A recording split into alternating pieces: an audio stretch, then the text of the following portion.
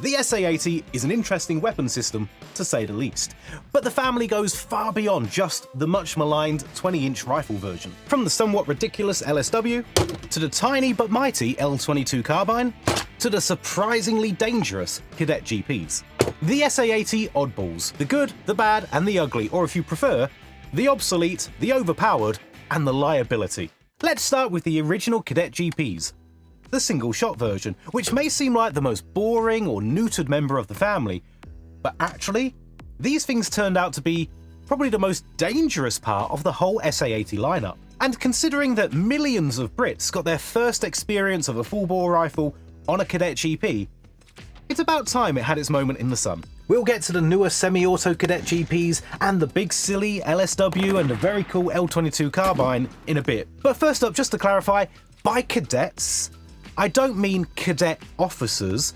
The cadets in the UK refer to what is a voluntary organisation for teenagers. Think Boy Scouts, but doing military stuff.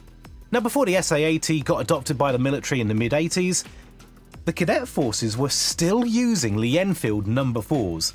To say that they were hopelessly obsolete by the mid-80s is a bit of an understatement. Going from the Enfield No. 4, a manually operated bolt-action, straight to handing teenagers something that was select fire, probably did seem like a step too far at the time. Plus, politically, single shot is a far easier sell. Kids with guns is already a kind of sketchy subject. Making them full auto would have been just even more politically sensitive. So the MOD went looking for tenders for a manually operated 5.56 rifle, and they got responses from Parker Hale, BSA and others. But unsurprisingly, the contract went to Enfield, who designed a straight pull version of the SA80. No selector switch, no full auto components inside. I don't believe they even had a buffer to decelerate the bolt, since it's only being moved by hand. And the big one, no gas parts and no ability to even put them in. The trunnion isn't drilled and there's no drilling in the front sight block, so you couldn't fit gas parts even if you wanted to. As a curious side effect, these could have been sold to the British public. If you've got a firearm certificate in the UK and you qualify for all the other things required, you can own straight pull 5.56 rifles. So in theory, these could have been sold to the public, but unsurprisingly, they never were. Just a small handful have got onto the civilian market in the UK, and they go for astronomical sums when they come up for sale at all. But being single shot and theoretically civilian legal, I think that actually helped with a lot of the logistics and legality of this thing. When I was in the cadet forces, we'd often move from place to place just in a regular minibus. With these, not in cases, not locked away, they were just slung under the back seats of a minibus. And we definitely never held them up to passing traffic just for a bit of a laugh. Now, the changes to make this single shot went slightly beyond just the internals. The outside changed a little bit as well. The most obvious thing being the straight pull cocking handle fitted to the right side of the rifle on a piece of rail. I don't have one of those, unsurprisingly, so I'm going to simulate it with a piece of bent metal today. Forgive me, one day I'll get to the Royal Armouries and make us a video up there. So on a standard SA80, all the manual of arms is performed with the left hand. Now that's great for semi and full auto, but if you had to fire, take the rifle out your shoulder, cock it, put it back in the shoulder, and fire again every single time, that's going to get tedious quick. So that extended cocking handle was fitted to the right hand side to allow the rifle to be used as a straight pull 5.56. Instead, it becomes fire, cock it, fire. It actually worked really well to turn the SA80 into a single shot rifle. The only major issue is, as I said, all the manipulations on a normal SA80 are left-handed, including cocking and hitting the holding open device at the same time. And a holding opening device to allow the working parts to be held back. With the GP, there's physically just literally no way your thumb can get to the holding open device. So the technique was to cock it and have to sort of suspend the rifle and get your left hand underneath behind the magazine to hit the holding open device. Just a little bit awkward. I have to say, from the prone, it's not too bad because you can rest the rifle momentarily on its magazine. But stood up, it's a complete and utter pain to do. In fact, this was so awkward that we just took to cocking the rifle and sticking our thumbs behind the rear sight to hold it open without bothering to use the holding open device, so that you could show the rifle was clear to someone and hand it off. It also meant that you had to learn 2 completely different manual of arms when you progressed from using the GP onto the LSWs and SA80s later on in the cadets. Another annoying quirk was that, from the prone, when you cock the rifle, hot brass would eject straight out into the crook of your elbow, or worse, it would get stuck down your sleeve. A couple of other quirks: inside the top cover, there was fitted a couple of clips to hold an oil bottle. There was also a couple of enlarged cutouts in the pistol grip to make it easier to get the cap off the bottom of the pistol grip without using tools. I believe the thinking was oil bottle in the top, pull through in the pistol grip, but we were never allowed to do this, partly because we were teenagers and we were dumb and we would lose things all the time, and also, to state the obvious, barrels get hot and oil is flammable, so it was kind of a recipe for disaster, so we were never allowed to store things within the rifles. Unsurprisingly, Cadet GPs never got fitted with a SUSAT, although they're perfectly capable of taking one. But they did at least get improved iron sights over the standard military version. Military SA80 iron sights have only got 2 settings, one for day, one for night use, set to 200 meters. This cadet version is way more advanced, to be honest. It's got the battle sight set to, I believe, 300 meters, but I might be wrong, it might be 200. And then you flip it up and you've got a little wheel you can spin around the back to change your range from 100 out to 500 meters. There's a little window you can see through to see the number for the amount of hundreds of meters. It's actually a very slick little rear iron sight, really nice to use. Yeah, I do happen to have a real one. Don't ask. And now the big one, the change that flew completely under the radar and seemed like no big deal at all.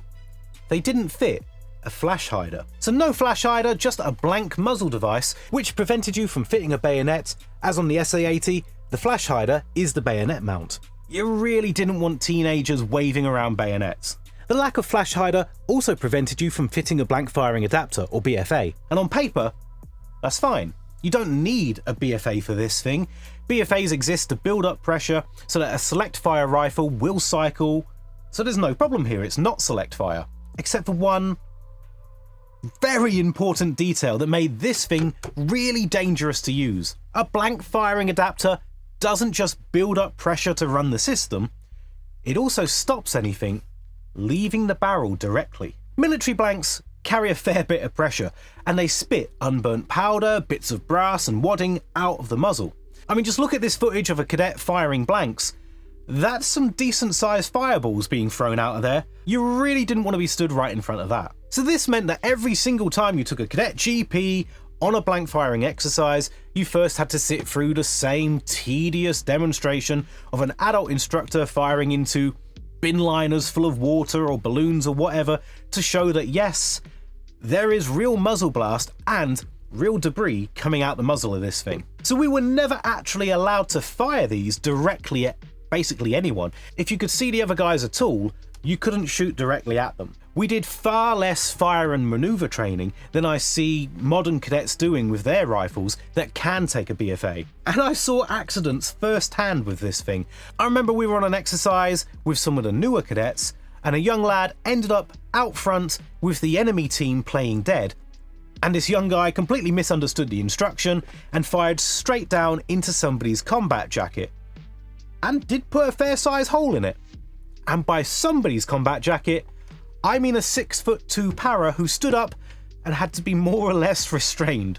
So the blanks and what they fired out was pretty dangerous, but what was even more crazy was that teenagers were doing blank fire exercises with nothing to even attempt to catch a live round should one accidentally get loaded in. Now I assume the powers that be reckoned that that was just too unlikely to ever happen. They're going to take extra special care with these teenagers, make sure that they supply ammunition very carefully, which was true, we never saw blanks and lives together, but it's still placing a heck of a lot of faith in the whole of the supply chain, not to mention placing a lot of faith in the common sense, or lack thereof, of an adolescent. So the design decision to go single shot to increase safety actually reduced the safety considerably. That's peak MOD right there. To be totally fair, for live fire this thing is superb. Very accurate, lovely iron sights, and a straight pull mechanism that works really well for what it's intended to do. As a range toy, these things are excellent. I would love a proper firing one. So, fast forward to 2009. Once HK had finished bringing all of the military's SA80s up to A2 spec, they could finally turn to the Cadet GPs. And what they did wasn't really upgrade or adapt it. They just kind of binned it and started again. Well, strictly speaking, 15,204 of the original 21,707 L98A1s were upgraded to the L98A2 spec, although it's hard to find exact details on what parts were kept and what ended up in the bin. The L92A2 Cadet GP is essentially just an SA80A2 without full auto. And it makes so much more sense. Cadets can now train with the correct manual of arms with the left hand doing all the work. They can learn to strip and clean all the gas parts and understand that mechanism. And critically, this silly blank muzzle device is gone. Instead, they've got proper flash hiders, they can take a BFA, and they're vastly safer for blank fire. HK had even redesigned the humble BFA to be the new big beefy boy design that's capable of absorbing 3 live rounds. Couple this with a new design of blank magazines that simply can't be fitted with live ammunition, and you've got a massively safer training system. And yes, before everyone chimes in, I do know that gases and flame can still come out the side of a BFA, so there is still some care needed. But at least now teenagers pointing their rifle at the other team isn't potentially deadly. There are a few smaller changes, no SUSATs again, but the iron sights are now actually downgraded to the standard military 2-position type, as it matches what the rest of the military are using, makes procurement easier, and the nighttime setting is very useful. This A1 sight, the holes are very small and don't let a lot of light through, which funny enough wasn't too big of a deal when I was 15, but aging eyes aren't loving it. But something that did get much more complicated was the legal side. Suddenly your cadets are using what would be considered in UK law a Section 5 firearm, as a British citizen can't own anything semi-auto above 22 long rifle. I can certainly imagine it's made local parades and moving around in civilian cars or minibuses a lot more of a headache, if not completely impossible. Overall, the L98A2 is a huge step up. Same training as the military, same manual of arms, same stripping and cleaning, semi-auto, and it takes a BFA. It's far safer and far more useful for blank fire. Oh, and there's one more pair worth a quick mention before we move on. The DP versions of the rifle. Deactivated rifles, although confusingly, DP actually stood for drill purpose. These were deactivated versions of the 2 cadet rifles, the barrels being plugged, and I believe the firing pins were cut and hammers and bolts adjusted so that they physically could not fire. But usefully, they could still be fully stripped down, and you could learn the manual of arms, all your rifle drills, skillet arms, stoppage drills, all of it, with far fewer security concerns than a live firing weapon. We had a couple of the A1 versions in the detachment I was in, which meant you could get your hands on a rifle on pretty much any training evening, and then the law changed. In the 2010s, EU rules on firearm deactivation were tightened right up. Deactivated weapons now have to be literally welded shut, the internals damaged beyond repair, and they can't dry fire, which in one single stroke instantly meant that the DP rifles no longer counted as being deactivated. The DPs instantly fell into the Section 5 firearm category, the very thing they existed to avoid, and that was that. They were withdrawn overnight. So now local detachments can't store L98A2 live firing versions or even their deactivated counterparts, meaning cadets can only get their hands on an L98 weapon by going away on weekend camps. If local detachments want to do any skillet arms or weapons drill, they're forced to use wooden mock-ups, which kind of makes my soul hurt. So the cadets went from a rifle that could only fire single shot to one that could do semi-auto. But what if you did want to give cadets a taste of full auto? Well, that's where this behemoth used to come in. The LSW is kind of like the Uncle Knobhead of the SA80 family. It has to be there, but nobody really wants it. Back during the SA80's development, the pitch for this thing must have been irresistible to the government. You're going to get 2 weapon systems out of one program, and better yet, The second one is gonna be a machine gun. You can bin all of those hugely expensive FM mags, GPMGs, and replace them just with this. Lovely idea, but it didn't work out even slightly. Within about 20 years, they were obsolete. Or if we're really honest, the LSW was obsolete from day one.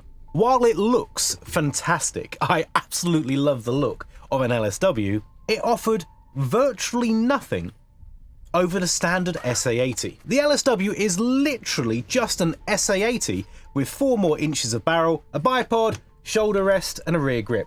That's it. In fact, they're so alike, you can take the TMH, that's the lower receiver, off the LSW and swap it with one from an SA80. And try and hand it back to the armourer and see if he notices. We may have tried that a few times. But that really is it. There's no substantial internal differences at all. Yes, the barrel is a heavier profile and it's got the extra things like the grip and stuff, but they're just little tweaks internally. Just an SA80. No extra durability inside beyond that heavier barrel. It even feeds from exactly the same 30-round magazines, so no extra capacity either. 5.56 caliber, so you didn't even get the increased punch of 7.62. And the barrel isn't even quick change, and it's a heavy old beast. Over 6.5 kilos with a SUSAT fitted. Which is why there are endless stories of the unlucky new bloke in each squad being the one who had to lump this around. So it had none of the benefits of a real machine gun, and all of the drawbacks. To be fair, thanks to the Bullpup layout, it's fairly well centered with the weight, so that you can fire it as a normal rifle without it taking a big nosedive all the time. Of course, the proper way to run it is with the bipod deployed and your left hand on the rear grip. And don't go thinking those extra 4 inches of barrel turn this into some man-portable artillery piece. All that extra weight and bulk only gained you about 10% more muzzle velocity over a stock SA80, which is less of a criticism of the LSW and more a compliment to the SA80, which thanks to its bullpup layout already crams in a full 20 inches of barrel. To be fair, it wasn't the first weapon built on this idea, but what really sank the LSW early on was its A1 version, which shipped with all the original SA80 A1 faults, and then some. These were considered even less reliable than the A1 rifles. Reading the once leaked, now declassified Lancet report into the SA80 family problems during the First Gulf War, you'll find pages of issues, particularly with the LSW, such as shearing the back off spent cases and leaving brass stuck in the chamber, that kind of thing. The Lancet report even talks about troops carrying LSWs with unjamming rods taped to the side of the barrel, ready for when it inevitably sheared a case. And to just finally add insult to injury, it suffered from split groups, with the first shot going straight to your point of aim, but then the rest of a burst climbing high and left. They tried to sort it out, but it never got fully fixed. To be fair though, single shot first round accuracy is excellent. The LSW2 has little recoil and an outstanding first round accuracy. With a light support weapon, which has a much longer barrel, so is much more accurate, we expect the infantryman to be able to hit a single target to 600, but a good shot actually will hit it out to 800 meters without too much difficulty. So unsurprisingly, even after the A2 upgrades which transformed the SA80 family and made this thing reliable, the LSW still ended up getting shuffled off to lighter duties almost immediately. The GPMG came back into frontline service, FN Mini-Me came in to be the squad automatic weapon, though, to be fair, it was a lot heavier, and even the Mini-Me has been retired now in favour of just more GPMGs everywhere. The LSW did earn one brief second chance, as a DMR of all things. That superb single-shot accuracy meant that the LSW did briefly get used as a marksman's rifle by sniper spotters and others, where it did fine, but the moment that the L129A1 sharpshooter rifle arrived, that was that. The LSW was really obsolete then. It did hang around in the background for about a decade or so, but in 2018 it was announced that the LSW would be fully withdrawn, and by 2019 it was gone. But yet during its life it did manage to find one job it was absolutely perfect for. The LSW was a brilliant way to give cadets a taste of full auto in an incredibly safe package. One of these Down in the prone, firing off the bipod, it's a big heavy thing, doesn't move around, it's about as safe as you can get for firing full automatic with a teenager. So the LSW found its niche with the cadet forces, but unfortunately, by 2018-19, as I said, these were fully removed from service, and I think that does include the cadets. I don't think they've got any of these anymore either. Although I could be wrong, let me know in the comments. And one last thing about the LSW. Of the 22,000 made, most are actually still in service. Kind of. Just not as a light support weapon. With Royal Enfield having closed its doors decades ago, unwanted LSWs became a vital source of spares, particularly the body or upper receiver, and there's a dead giveaway for this on any SA80A2s. These 4 screw holes, one here, and 2 on the opposite side.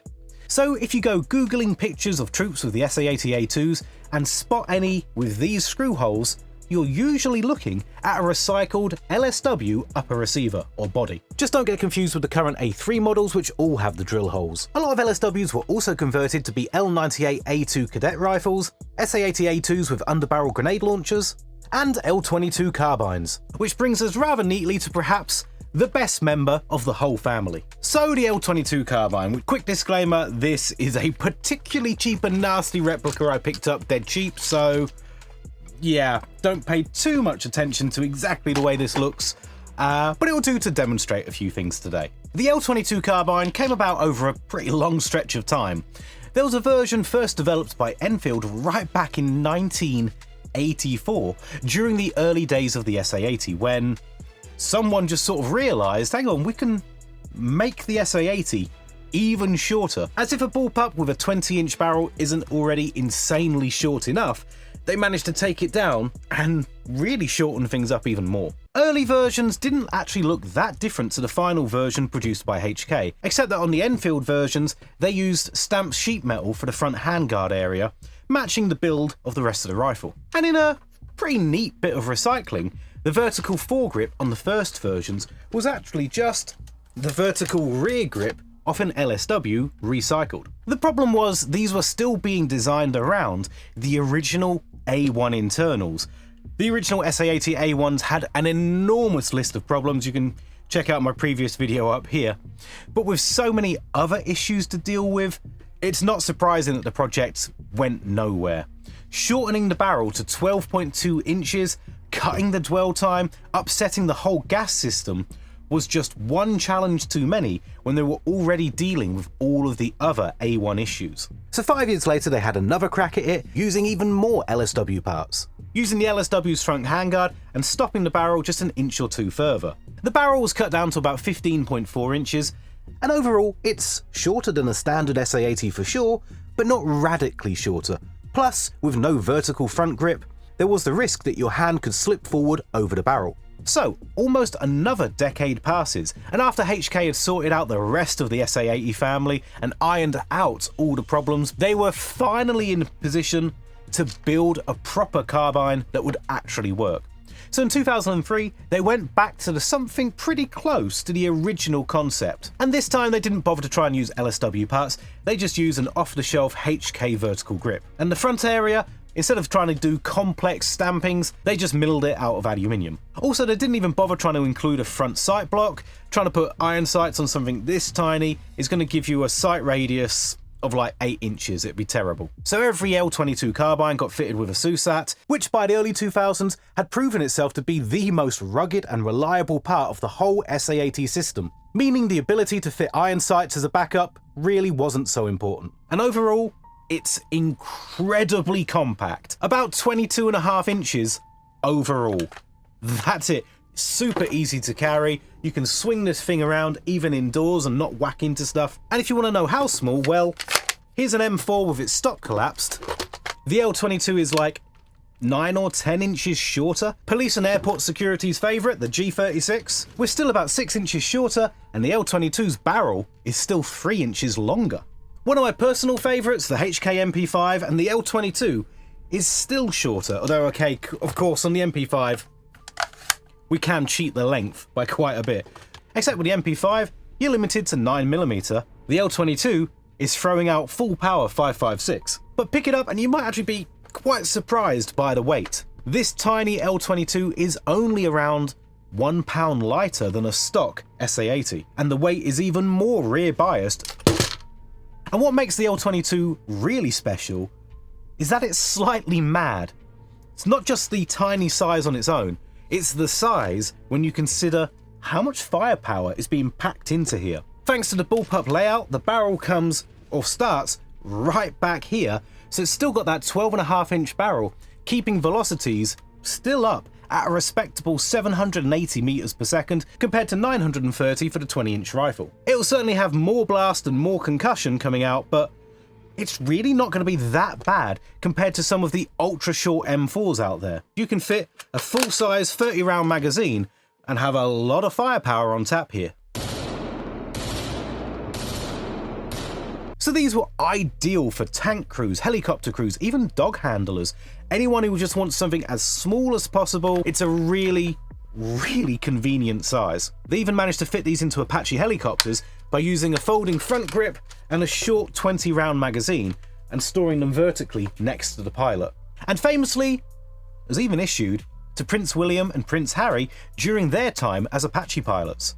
It's also the only member of the SA80 family to actually find a little bit of favour with some special forces and marine boarding teams. So it's a really compact design which really pushes the boundaries of what a bullpup can even be and just how small you can make 5.56. I can see online that Murdoch & Co have been working on a civilian legal version for sale in the States, and I can imagine it's going to be super popular. It's just so damn cool. The only real criticism you can level at the L22 is that it might be too much gun for its size. You need to hang on to that foregrip and pick your shots well on full auto. Realistically, the use case for this is going to be semi-automatic.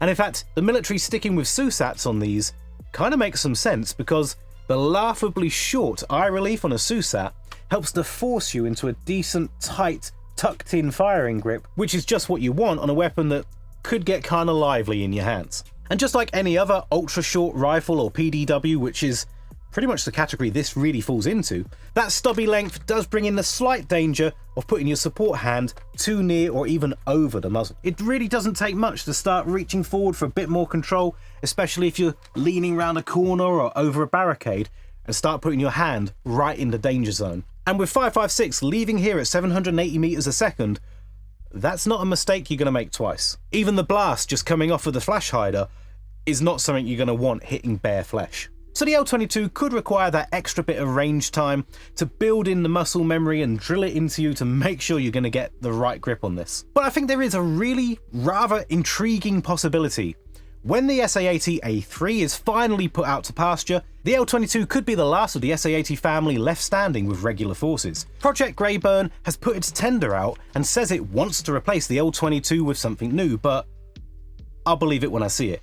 Building something this compact without dropping to a very short barrel and all the problems that brings is not going to be easy to do. I could see Project Greyburn taking a pretty long time to crack the carbine problem. The L22 could be the one variant that carries on the very longest, particularly in the vehicle crew role, where you literally don't have the space to compromise with anything bigger. So what do you make of these oddballs of the SA80 family, particularly the Cadet GPs and those early single-shot models being pretty darn dangerous with blank fire?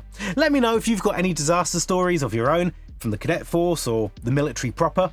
Thanks so much for watching, and if you enjoyed it, hit like, subscribe, drop your SA80 stories down below, and check out this video here for more great military content.